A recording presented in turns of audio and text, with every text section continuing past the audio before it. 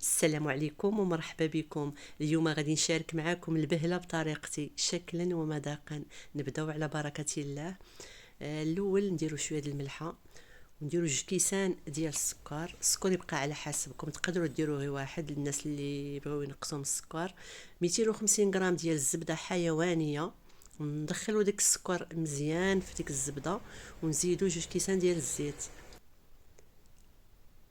نزيدو كاس ديال جنجلان،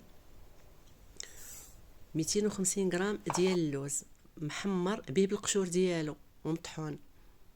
هنا تقدري ديري القرفه، تقدري ديري الفاني، ديري غير واحد الحاجه باش تاخدي المذاق ديال اما قرفه اما فاني. 800 غرام ديال الطحين فرينه، ندخل لي هاد المقادير، دخلت لي فيها 800 على حسب الدقيق اللي يكون عندك. 16 غرام ديال خميره الحلويات. المشكل اللي يكون البنات في البهله اللي ما تنجح لكمش هو الفرن يكون ماشي هذاك، هو يكون عيان.